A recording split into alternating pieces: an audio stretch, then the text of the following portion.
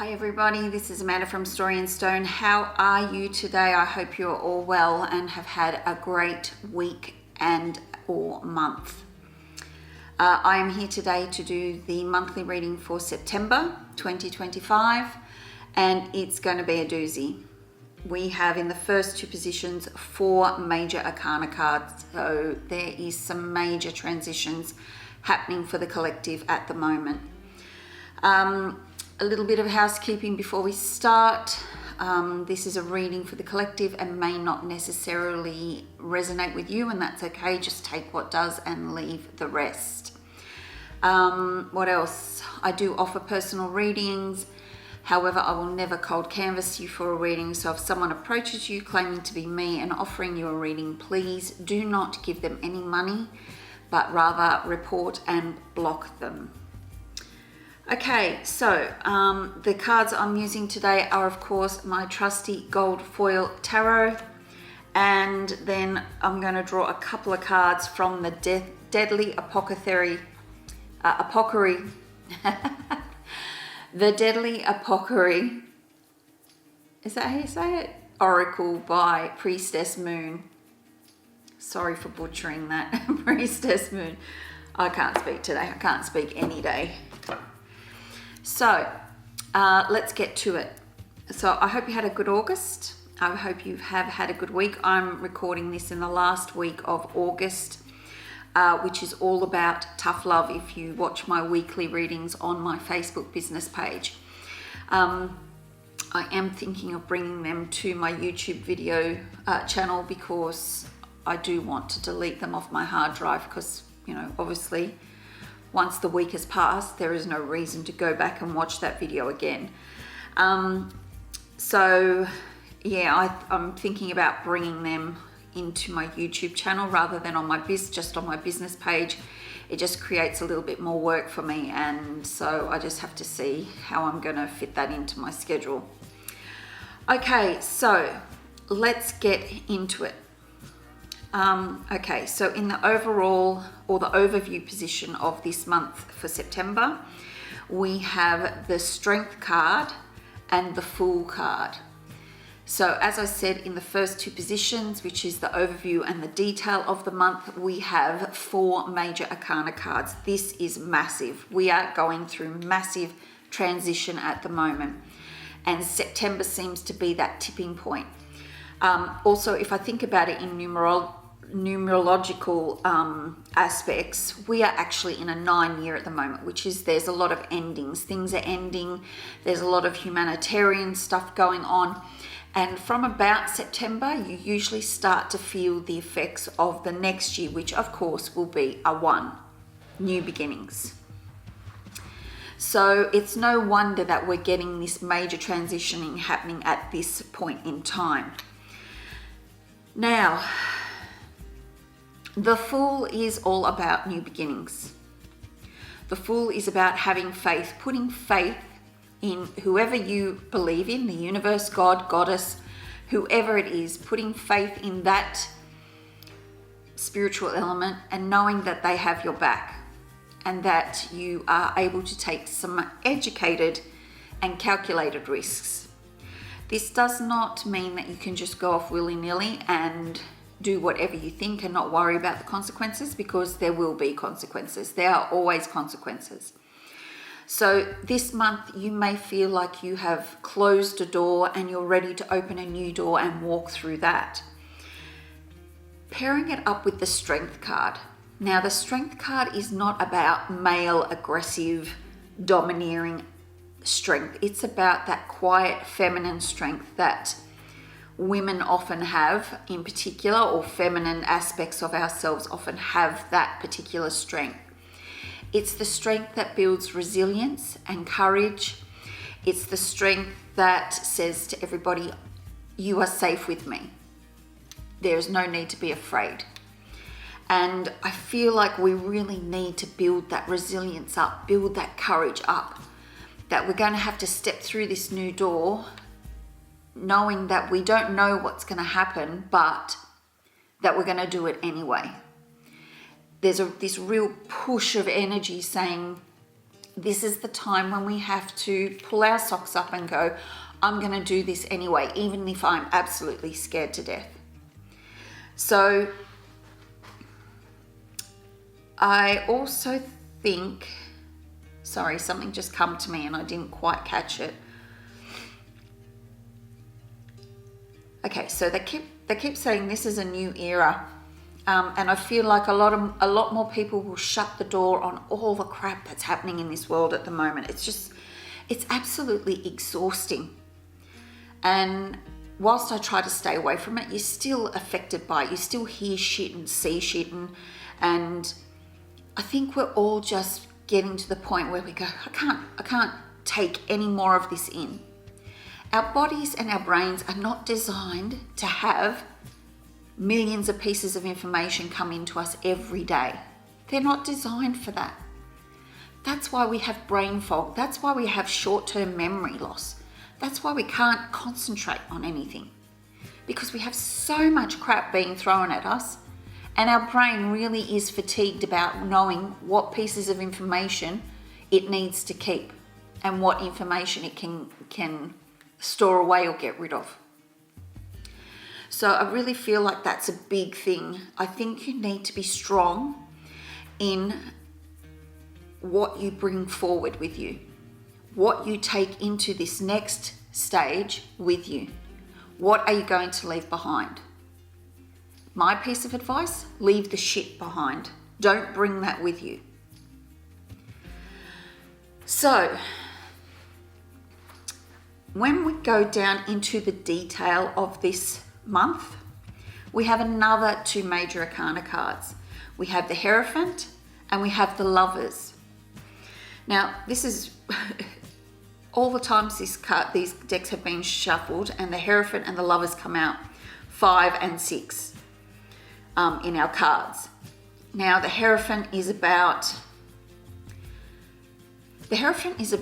traditional institutions and religions, organized religions, that sort of thing. I do know that in some of my tarot decks, when I look at the meaning for this in the guidebook, they talk about a spiritual guru. And that's not the traditional meaning of this card. The traditional meaning of this card is organized religion, institutions that expect you to toe the line and be a certain way. That's what that card is about. The opposite of it is finding your spirituality through other avenues besides organized religion and other institutions.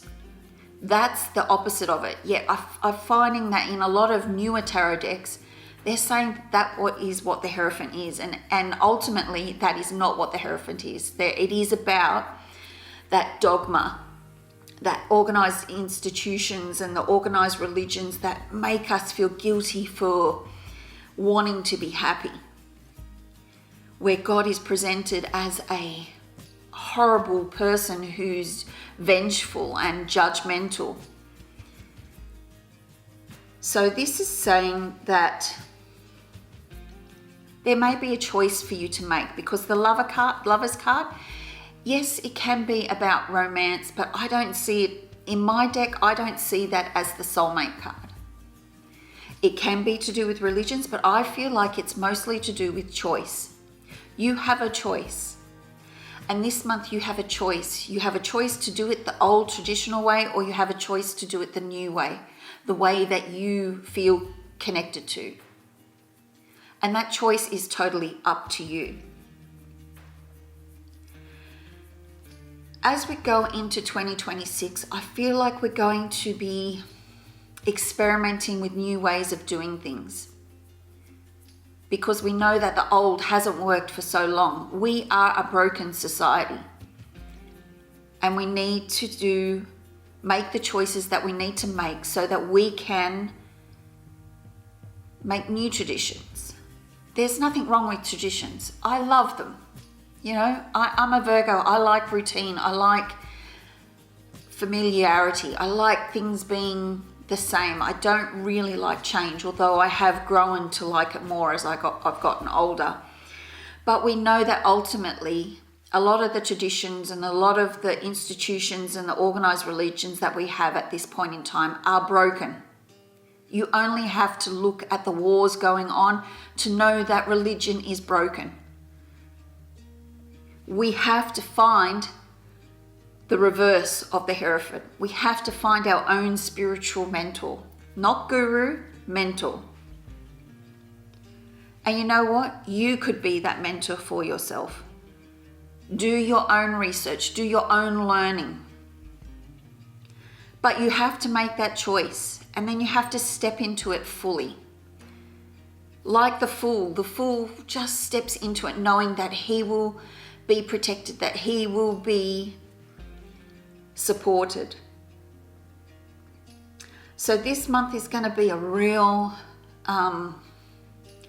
could be really quite angst-ridden, really, because people will be letting go of stuff that they've held on to for most probably their whole life. So when we get down to the challenges, we have the 10 of Pentacles and we have the 7 of Wands. So the 10 of Pentacles is usually a really good positive card. It says, yay, you've made it. You've got your financial foundation, you've got your home, you've got your family around you, you've got friends, you have a career that you love. You're actually winning in life. That's what that card means. It's also about mentorship, about helping the people around you, knowing that they will support you if you ever need that support. I feel like the challenge this month is going to be, if you decide to take the path less traveled, that there might be some bumpiness in your foundations that you've built. There might be some changes that need to be made. And because your foundation is made up and it is interconnected with your family and your friends and the people who are close to you, there may be some people who are not that happy with the changes that you want to make in your life. So that could be a real challenge for you. Wanting to make changes in your life without upsetting too much the people that are in your life and that you care about. But ultimately, we have to do what makes us happy without treading on other people, doing what's best for us, but in a loving and kind way. The 7 of Wands.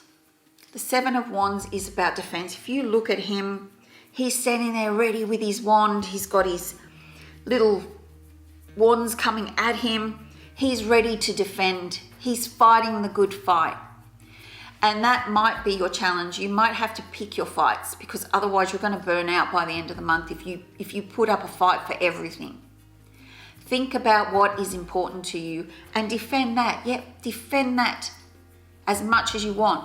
But the things that are not as important, just let them go. This is a real energy, is really, I feel like I need to take a bit of a breath, because it's such a strong energy coming in from these cards. So you need to be willing to defend your position. This is going to be a challenge for you, because there will be people there that you've trusted and believed in and who you thought have had your back, who are now going to turn on you and say, no, we don't like this decision you made. We want you to go back to the old way. This was always going to happen in this time period. It was always going to happen as patriarchy starts to fall and we have a more balanced line of ruling coming in. There was always going to be this chaos and this aggravated energy. So you really need to be able to defend what is important to you. Be willing to stand up for your truth. That is going to be your challenge this month. Now we're looking at the opportunities, and I actually have two court cards. I have the King of Swords and I have the King of Cups.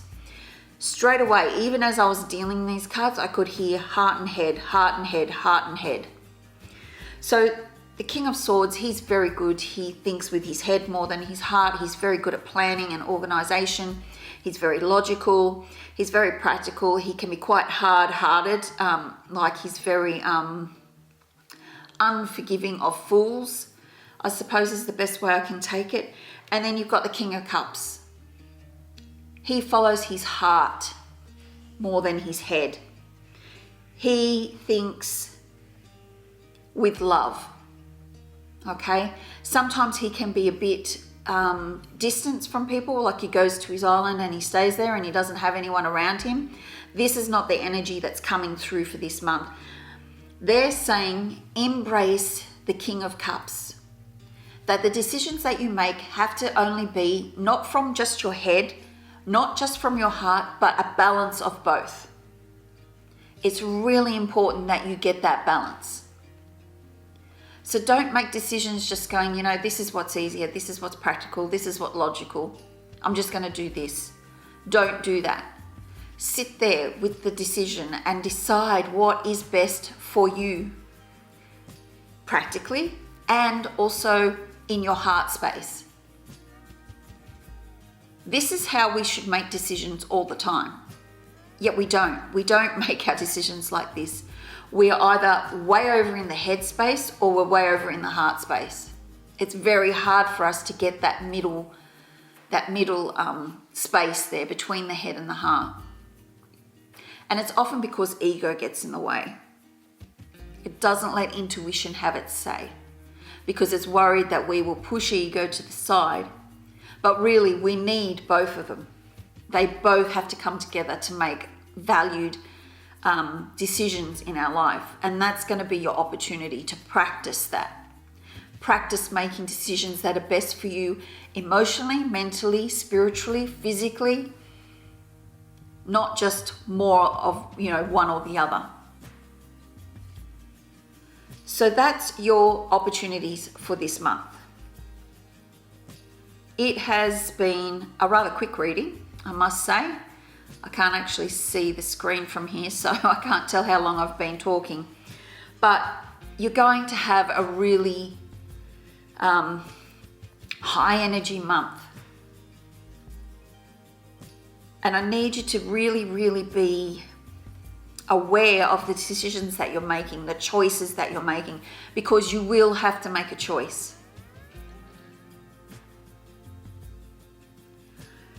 Okay, so let's go to the other oracle cards now. Okay, so these cards by Priestess Moon, they deal with our shadow side. So now that I've drawn the cards, I can totally see why I was drawn to pick these today. And really, it's about what Priestess Moon does is she paints pictures of the spirit or the element or the goddess or god that sits with poisonous plants and shows us how they can guide us and heal us, in particular in regards to our shadow side. So what part of the shadow side do the collective need to deal with most this month in September? What do the collective have to deal with? What part of the shadow side do the collective have to deal with most in September?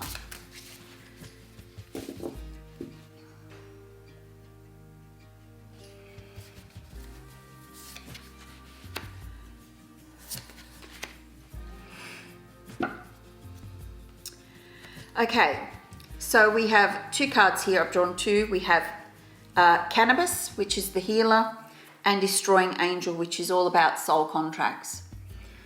So straight away, the information that I'm getting is that this is going to be a really healing time for us.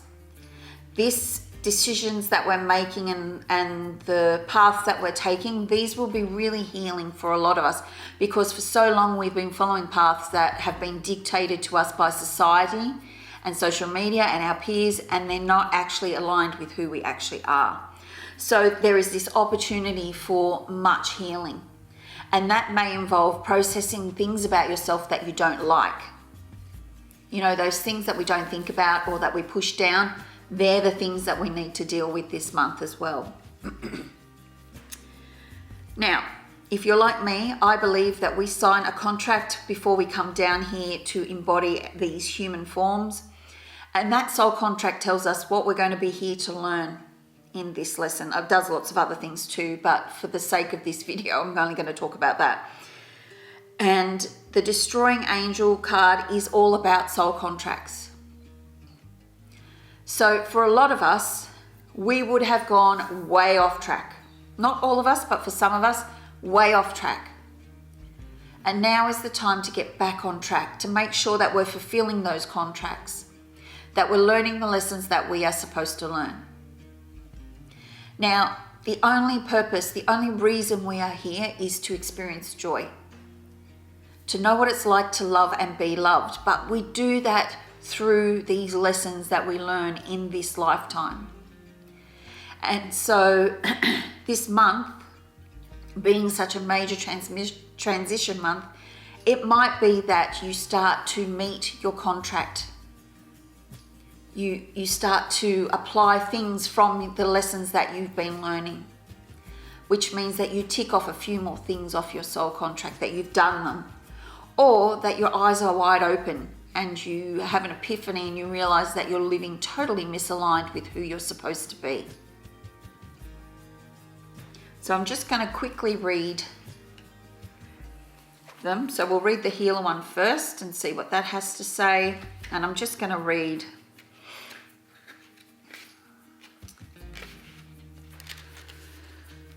okay, so the poisoned.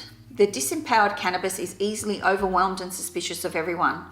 The mindset of which is partly because they have a habit of playing the victim.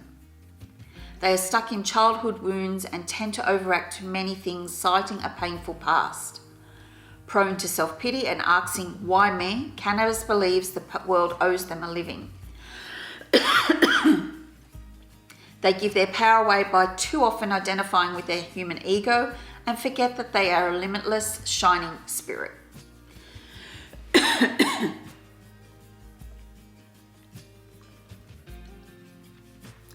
So it says, the antidote to this. Cannabis has the potential to become a powerful healer once they have completed their shadow work. But for now, they are stuck in habitual responses like a recording on repeat. They can do the following things with intention, which will start the healing process. Shine a light on all the yucky stuff, such as the shadows, so they may be brought to the surface to be healed. Stop defining themselves by their past and release the wounds from childhood and understand that they and they alone are responsible for their life. These processes will release cannabis from feeling overwhelmed and usher them into a new way of being as a healer. Now that doesn't just mean a healer as in what I do. It means that just to me, it means being a role model for society, showing them how life should be lived. And yes, we do play the victim. There are so many people in society that you watch that play the victim and think that everybody owes them something. Nobody owes you anything, okay? You're here to do the work, so do the work. Okay, so the next card, the poison of the Destroying Angel has been wronged, or that she has been wronged and is filled with a righteous wrath. They will stop at nothing to make sure that the person who has crossed them will suffer. Like an avenging angel, they are consumed with fury and will give no quarter. However, the punishment they seek outweighs the crime. They are not thinking rationally and deliberately go out of their way to hurt someone. Onlookers can understand why they feel this way, but are starting to wonder if Destroying Angel has taken it too far.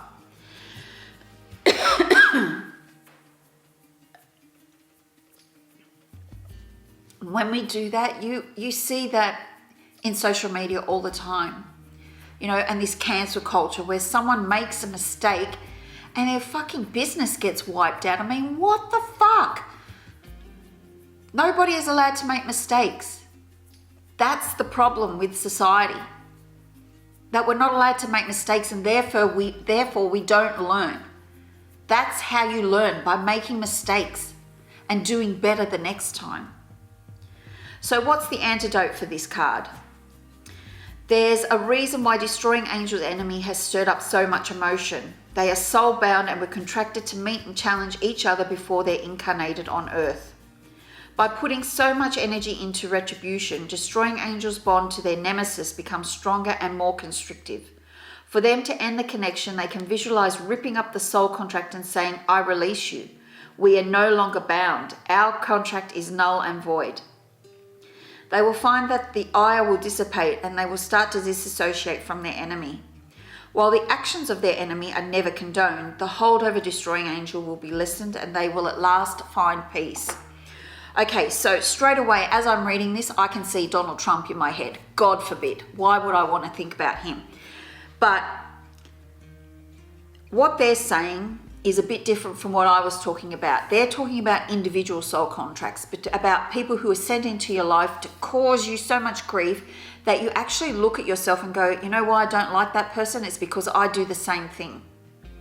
And I have to learn that lesson, process that part of me that I don't like, which I project onto that person, and I need to heal it. Donald Trump does that for so many people. You look at him and you feel hate and rage. How can this dickhead actually be in power? Are we really that stupid that we fucking put someone like this in power? Well, yes, we are. Yes, we are. So, he is like a soul contract or a one-on-one soul contract for millions of people. And really, to dissipate his power, to take away his power, we need to rip up that soul contract that we have with him. You know, and if millions of us do this, he has no power anymore. And the universe will swoop in and put someone else in there that is better for their country. You know, I thank God every day that I don't live in America.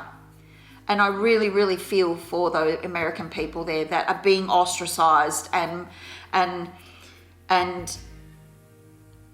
are being forced to do shit that they don't want to do anymore.